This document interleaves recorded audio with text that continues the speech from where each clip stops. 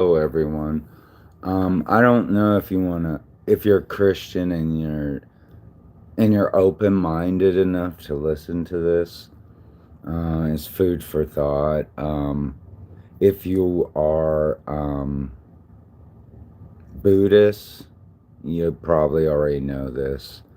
If not, you're probably more in depth at some degree. But um, I want to talk about reincarnation, resurrection, and I think maybe we'll touch upon incarnation. All right. So, um, I need to.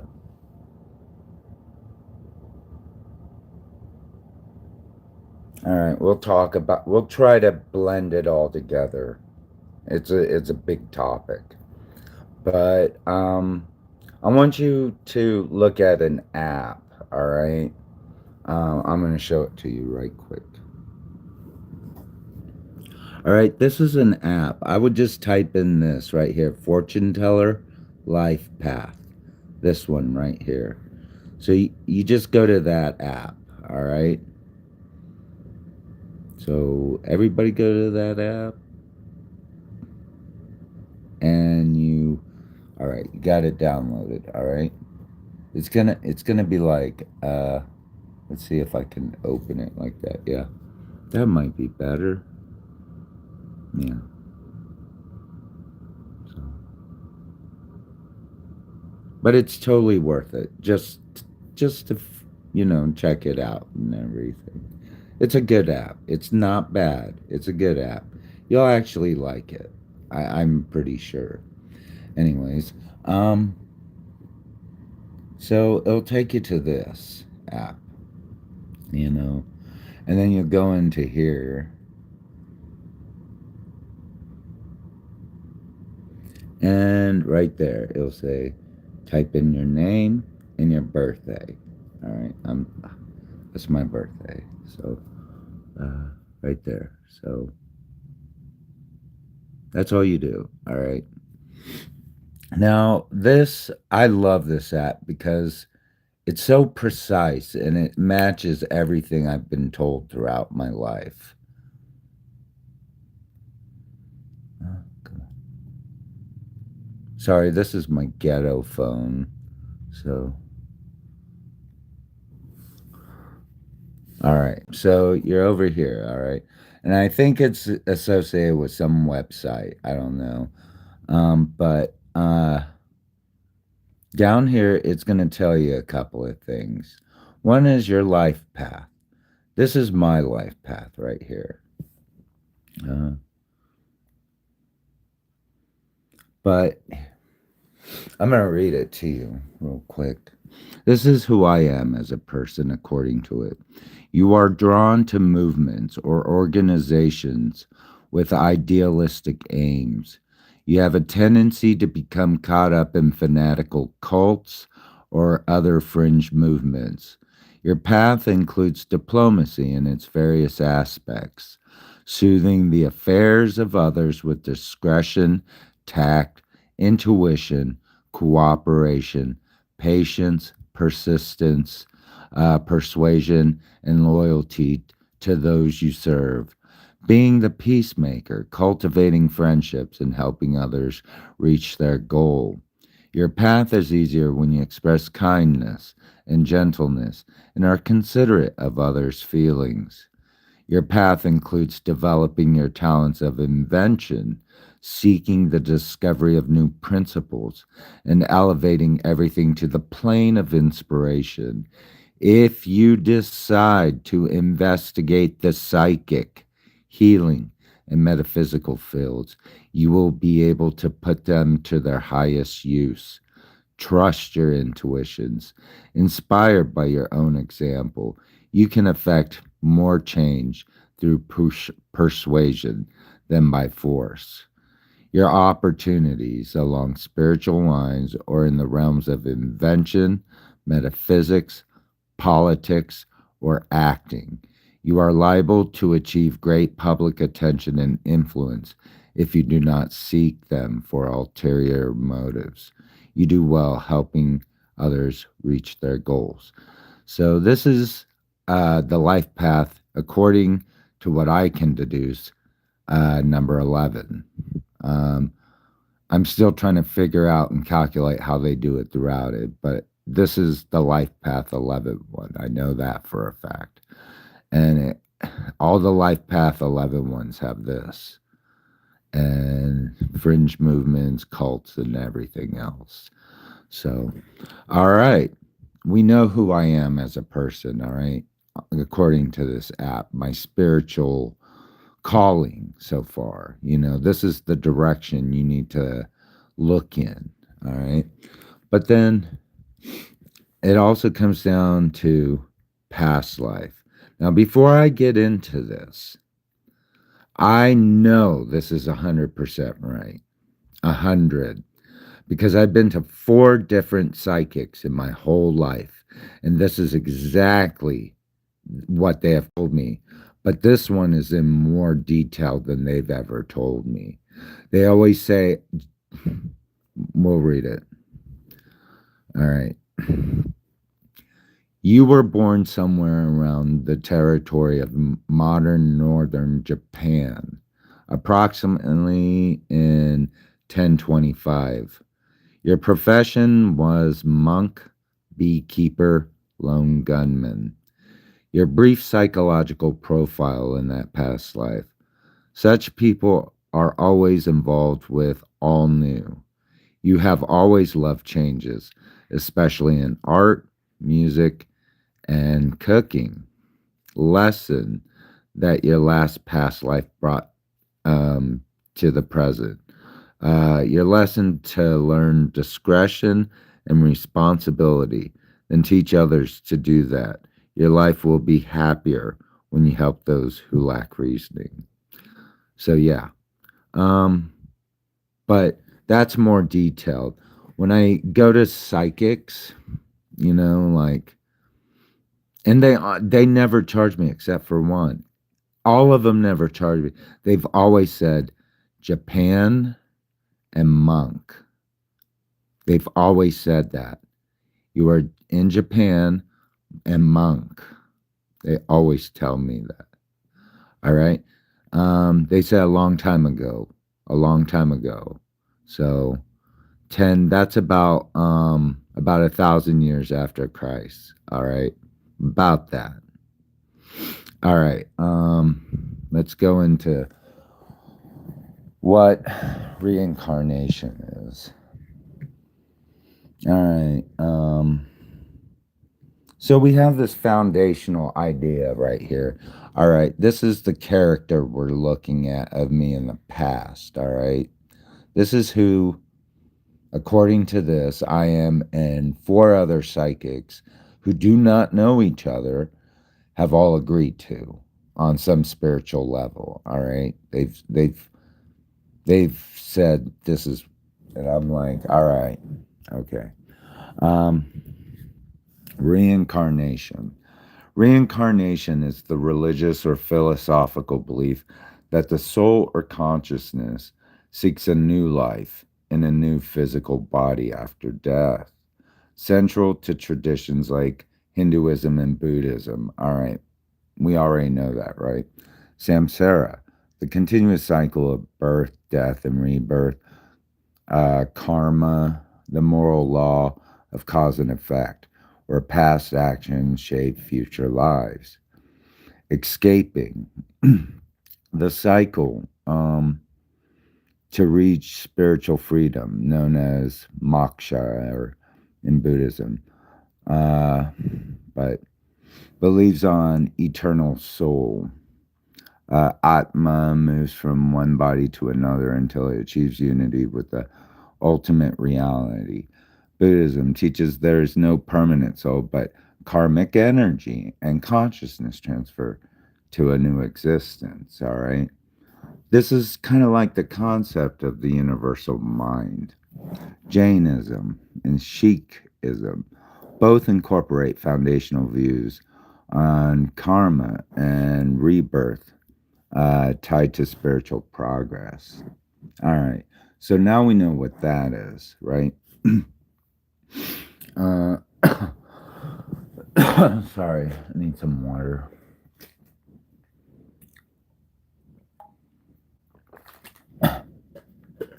A past life means either a previous existence of a person's soul. I'm sorry, I spit all over this. Um, a previous existence of a person's soul in another body through reincarnation, or informal metaphor for a formal period or career in one's current life. Reincarnation's central belief in religions like Hinduism, Buddhism, and Jainism, where the soul is reborn in a new physical form after death. Karma and growth. The cycle of rebirth allows the spirit to learn lessons and resolve past actions across multiple generations or forms. Subconscious exploration. Practices like past life regression use deep relaxation and hypnosis to uncover uh, supposed memories from older existences. Um, so yeah, a different era, it says. Yeah. Used casually to describe a completely different phase, job, or lifestyle earlier. Okay. Anyways, Albert Einstein, right? Albert Einstein, energy cannot be destroyed. You are referring to the law of conservation of energy and Albert Einstein's famous equation. So, the principles state that the total energy in a closed system is constant. Energy cannot be created or destroyed, but it can be changed from one form to another or converted directly into mass. All right. So I don't want to go, but all right. Standard Christian orthodoxy rejects reincarnation, but certain esoteric, mystical, and fringe groups throughout history have embraced it. Beliefs usually center on spiritual evolution, readings of specific biblical passages, and historical or Gnostic influences. So here's the term Gnosticism again, right? We see it emerging again, especially in terms of things like mysticism and magic and psychic and intuition, the parts of the Bible that have been eliminated, right? So, some early esoteric groups, such as Carpocratians and Valentinans, incorporated ideas of soul migration or pre-existence influenced by Platonic philosophy. Okay. We can go into that too, but here's like modern esoteric movements, small Christian adjunct movements like Unity Church, Liberal Catholic Church, and the Rosicrucian Fellowship have accommodated concepts of rebirth. Biblical proponents often point to New Testament passages where Jesus identifies John the Baptist as a prophet Elijah return. So, Christian proponents of rebirth argue that the multiple lifetimes offer the soul adequate time to mature, learn, and fully design with Christian conscious or Christ consciousness. So, all right. Orthodox rebuttal. Mainstream Christian orthodoxy recounts with verses like Hebrews 9:27, which states that humans die once before judgment, and emphasizing physical resurrection than the cynical return. All right. So we'll also the Cathars, medieval Christian sects, believe souls were trapped angels undergoing multiple rebirths in the material world until achieving a spiritual state of purity. Modern esoteric. So, all right. So, yeah, depending on what sect of Christianity you want to look at it from, right? So, there's various ideas. So, all right. St. Thomas Aquinas. Uh, St. Thomas Aquinas teaches in the Summa Theology that the incarnation is a union of the divine and human nature in a single person of Jesus Christ, making it the supreme expression of God's wisdom, goodness, justice, and power. He explores the mystery as both a remedy for human sin and profound gift of divine grace. Right on. Not sure if that's just, yeah, uh, union of divine and human nature in a single person of Jesus Christ. So cool. Uh, what is incarnation? Incarnation means taking on flesh or a physical form, right? It describes spirit, God, or abstract ideas appearing in real living body. All right. Okay. So such and such has whatever abilities, okay? Uh, cremation. Cremation is generally accepted by most modern Christian denominations, including Protestants and Catholic churches. The views and guidelines vary. The Bible contains no direct command for or against cremation, leaving the choice largely to a personal consciousness, while traditional burial remains heavily preferred. So, it's a preference. Most Christian theologians agree that cremation does not prevent bodily resurrection because God is omnipotent. He can raise believers regardless of whether their physical remains are scattered or placed in a cemetery. The power of resurrection focuses on recreating a spiritual and imperishable body rather than resembling physical ash or bone. Okay, wait. The power of resurrection focuses on recreating a spiritual and imperishable body rather than reassembling physical ash or bone. What does that mean? Anyways, interesting. I don't think it would matter whether we read it, but food for thought. Food for thought. That's something to consider. An imperishable spiritual body. What is that? Like the soul body? All right. Christian mystic and esoteric writings on reincarnation include works by historical figures like Origen of Alexandria, modern esoteric authors like Elizabeth Clare Prophet, and researchers like Geeds McGregor, while mainstream Christianity rejects rebirth. Various mystic traditions argue that early Christian teachings included soul evolution. Okay, so let's just look at the earliest one. I don't want to go.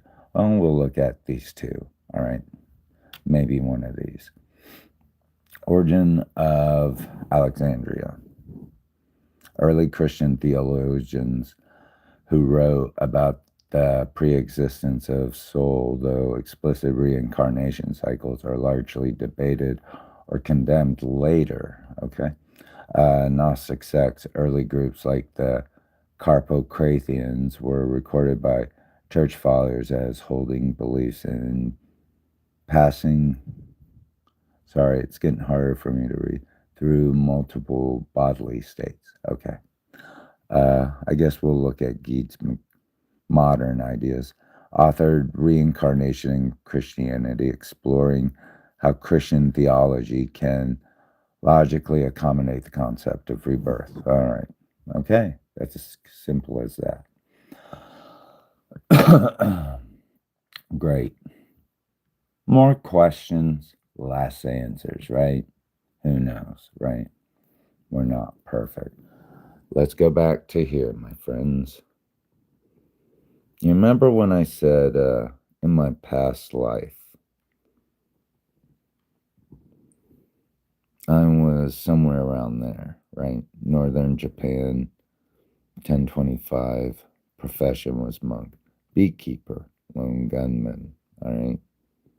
And obviously, everybody knows I like this stuff right here, art, music, and cooking.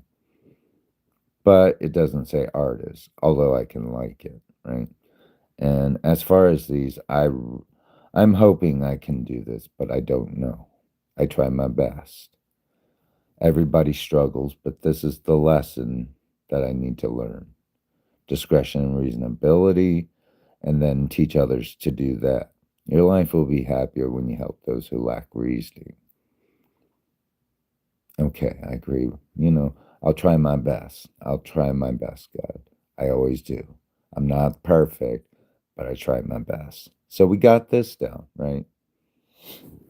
What's in about 10, 20? Look at the date, 1025. All right. CE, Northern Japan. All right. During that time, the Heian era was going on in Japan. 794 to 1185 to CE was the final period of classical Japanese history, famous for its imperial court, stunning art and literature, the rise of samurai class, and it began with the capital moved to Heian Kyo, modern Kyoto, and ended with Genpei War. All right. So now we can go in and see what the history of that period looked like. The golden age of literature, uh, scripture writing, aesthetic refinement, and just here we go. Buddhism. What was going on during that time? Esoteric sects like Tendai and Shingon flourished, blending deep spiritual rituals with the daily life of aristocracy. All right.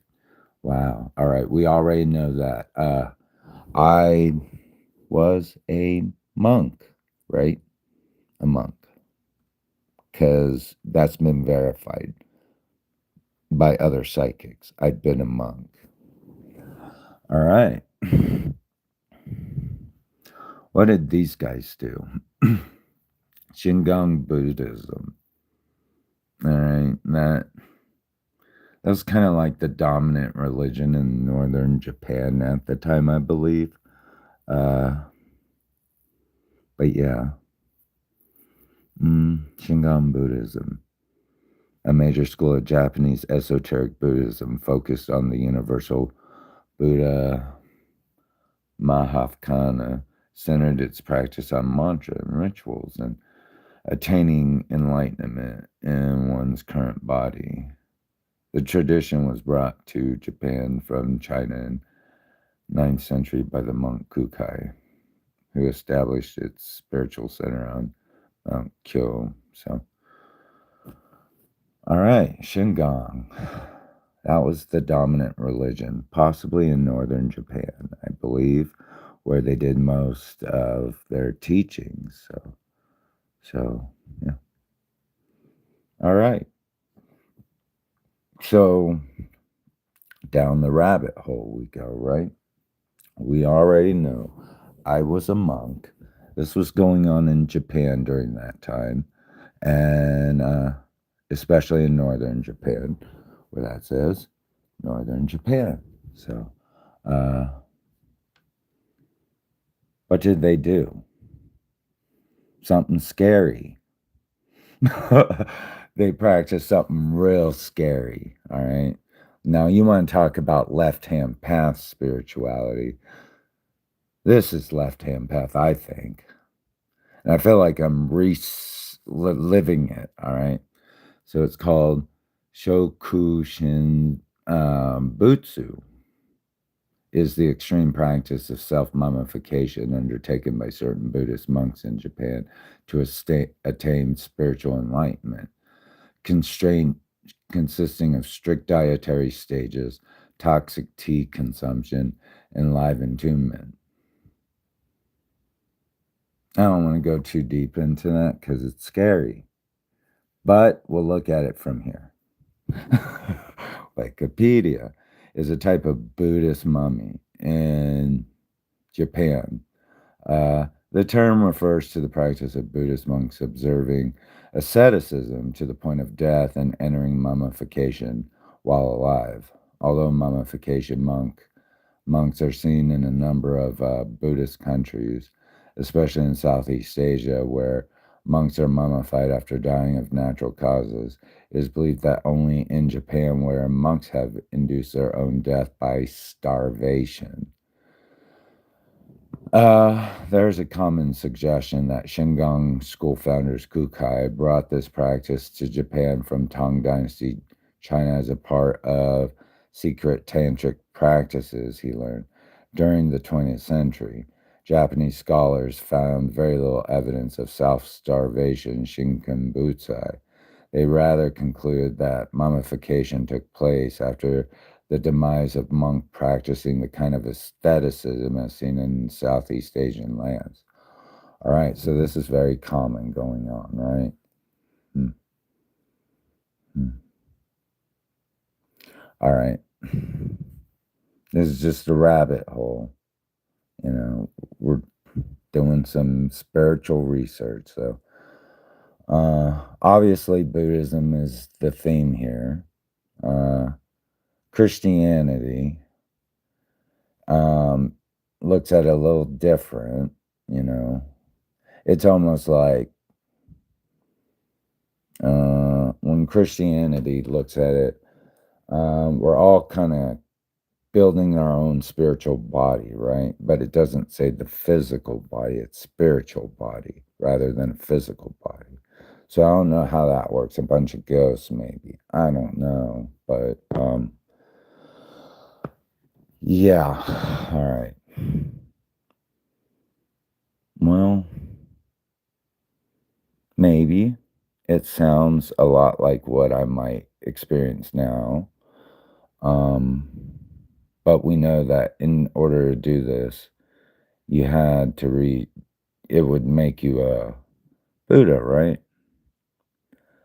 All right, here we go. Voila.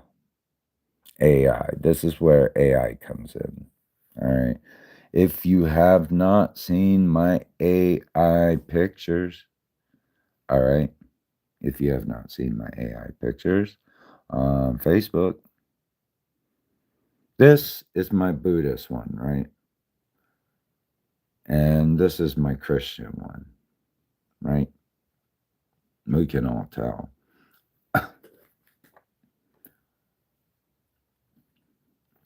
All right. Buddhist one. Obviously, I didn't do a good job in my last life, right? So, um, um, obviously, I have to do it over again. I must have failed somewhere. So, hopefully, I did it right this time. I don't know. Maybe I did. I don't know. All right. Hopefully, I did something right this time. What God tell me I'm going to become in my future life? This. So, I guess if I finally made it to this, hopefully in the future I'll be like this, right? I'm hoping. But yeah, Christian mystic. Maybe in the future. I don't know. Future life, who knows? I'm somewhere like right here now. Trying to work, uh, but still trying to maintain this, but I think I'm closer between like I don't know. I don't know. I don't know. Who knows? But I know I'm somewhere around here. And I know that it has something to do with um, brotherhood of the blood. So Christians say, Catholics say, futuristic, definitely. Christian, Whereas before it was about Buddhism. So, and whether I achieve Buddhahood then, and whether I'll be able to do that properly in the future life. So, who knows? I had to ask AI that, because I know I'm so ingrained in Jesus right now and God and Christianity, but I still hold on to this part right here. Like, there's something about it that I keep having to look back to, like, reference. All right, can I bring this over here? Does this match over here? Well, yes, of course, good for good, good for good, good for good, good for good. Keep the karma going back and forth. Good karma, good karma, good karma. Try not to messy it too much.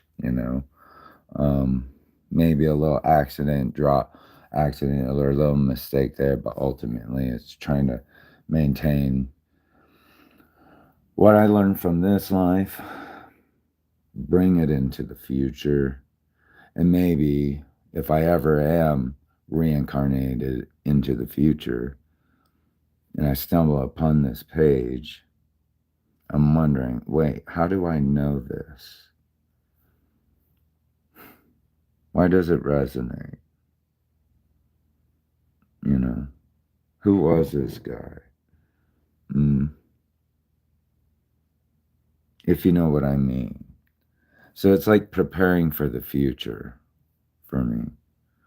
I know right now I'm still working around this area, trying to understand it better, who I am in terms of compassion, um, who I think a higher consciousness is, or omnipotent being, or laws of karma and laws of, all that stuff. I'm trying to understand that and rationalize that. Like, do I walk the walk or do I just talk the talk, or whatever. What part of me do I need to work on so that I can achieve this at some point? What do I need to know? What do I need to achieve now so that I can do that too? You know what I mean? This is like the omen trying to tell me something. Hey, you stumble across this guy's like about 1,000 years ago. This is like his digital whatever art piece, gospel, what have you, during the times of uh, 2000 CE. All right, so everything is written, everything he has said, who he was as a person. Um, can I learn anything from what he learned during that time? And if I even know more about him and look deeper, this is another part of him, but it's pretty much the same. It's just like man versus faith. How do I bridge this gap of Buddhism, which I never really saw it as a true religion. Really, really. It's like the principles and ways of life and thinking and believing. It's like you don't really have to be a Buddhist and you really don't have to be a Christian, you know. Just you just have to know, if you know what I mean. It's like you really, how do I say it? Bibles are for babies. The Bible is for babies. You should already know most of that stuff by now. Do you know what that means? How far do you want to take the Bible next time? What's your next level? What's the next Christian thing? Hmm? Mormonism? Maybe. Is that too strict, though? I don't know. Who knows? Who knows? To me, it might be Brotherhood of the Blood. Maybe. Maybe. I'm not sure. I don't know. So, life's mysteries, you know? I don't know. I don't know just as much as the next person. I mean, my assumptions are just open wide. But there's some verification of evidence that is apparent. If I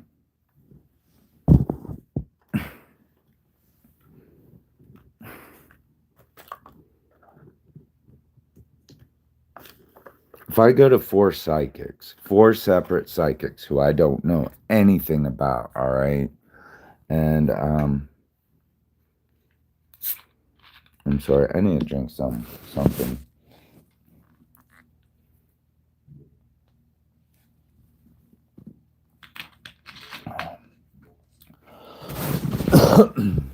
All right, if I go to four different psychics and they all tell me the same thing, and I go to this app,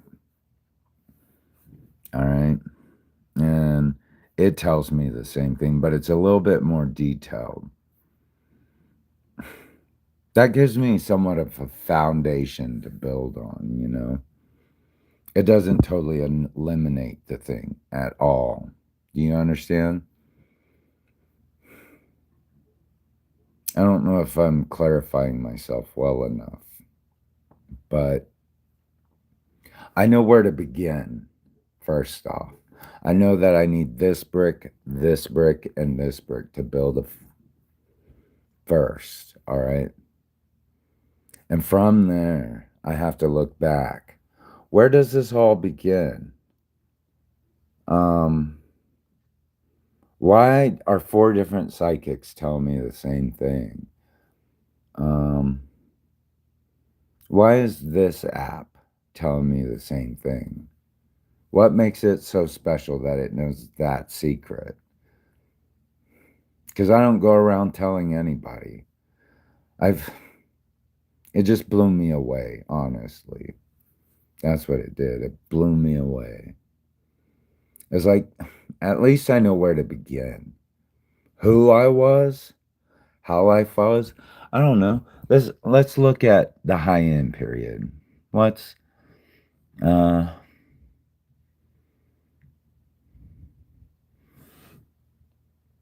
does this remind you of me? I mean,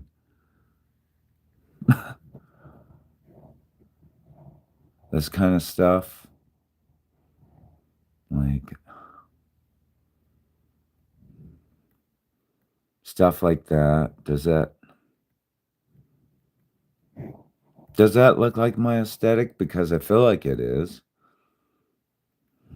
Kinda, but a little bit. Minimalist meets maximalism, you know? Totally. Minimalism meets maximalism.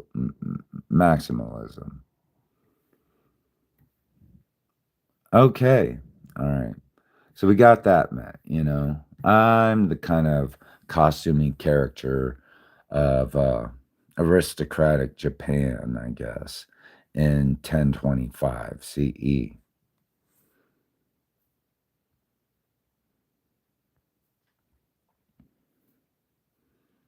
I don't know. So apparently I still do that to some extent digitally. All right. In the ninth grade, I was adamant. I was like, I had my dad there and my guidance counselor there. And they're like, why don't you take Russian? I was like, no, I have to take Japanese. But I was going to take Russian after I took the Japanese course. So it was going to be back to back. But I needed that foundation of Japan and then Russian. Before then we moved. So First, I took Japanese. Aced it. Aced it. I think the teacher was impressed. Like she was from Japan or something. She gave me like A's both semesters. And every time I eat rice, I hold it like this. Like it's really weird. It's really weird. Why do I do that? Um, how did the Japanese?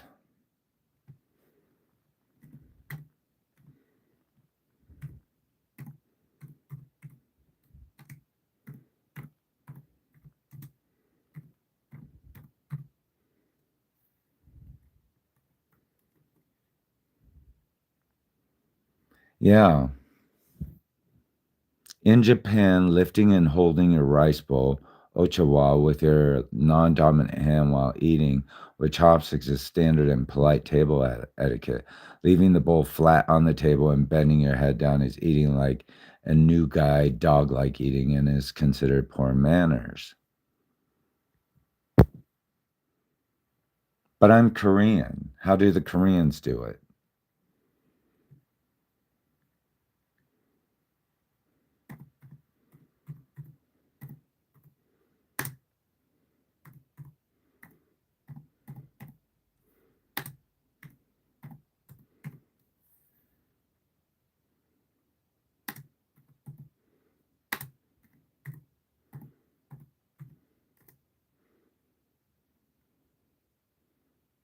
Okay. In South in South Korean table etiquette, your rice bowl must always remain flat on the table and never be lifted towards your mouth. This practice differs from neighboring culture like Japan or China, rooted in the use of spoons for rice and historical metal or ceramic bowls that were heavy or not or hot. Okay. On most occasions, like I said, when I'm eating rice, I always seem to pick it up like this for some reason. I don't know why. I wasn't raised like that at all. But for some reason, I always do it. I'll show you. Wait.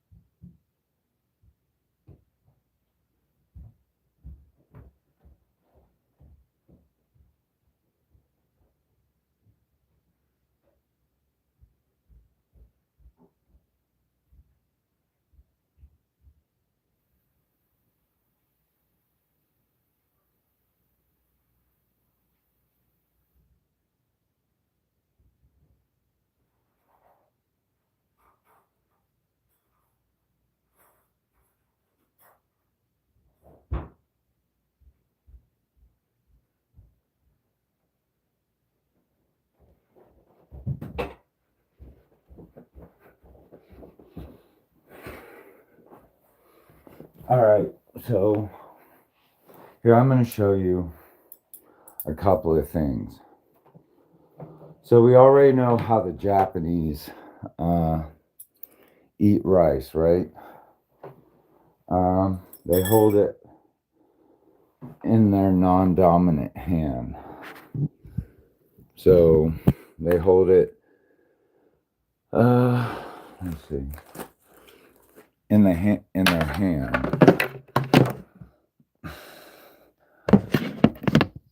And when you see me do it, tell me, do I look awkward one way versus another?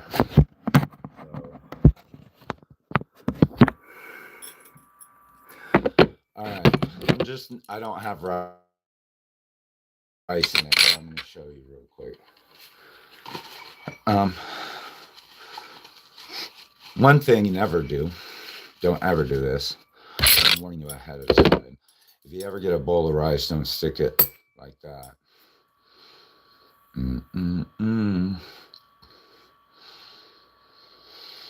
That's dealing with death. All right.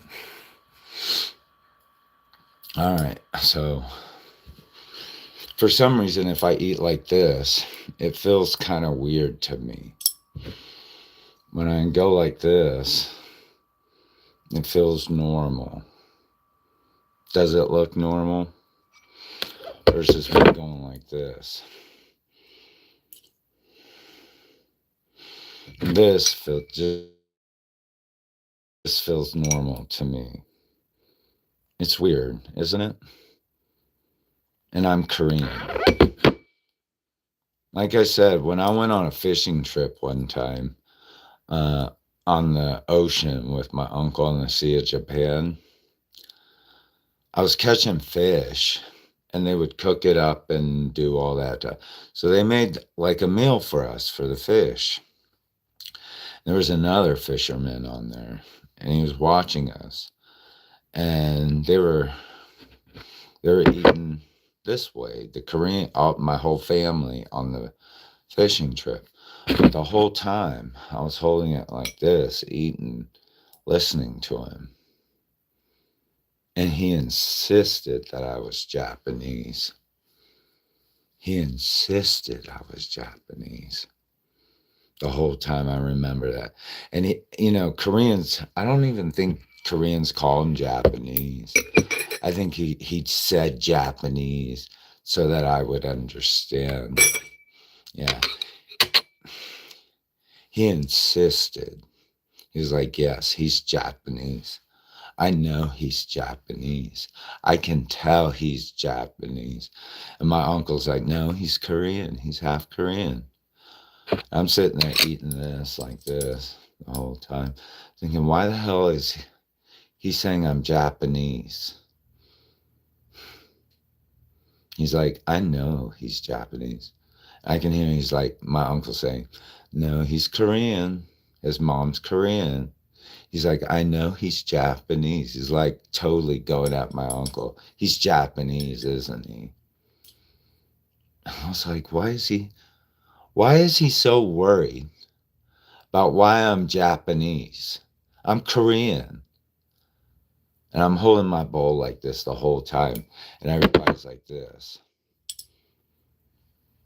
I was just like, he's like, he's Japanese. I know he's Japanese. And I'm like, what are you talking about? Anyway,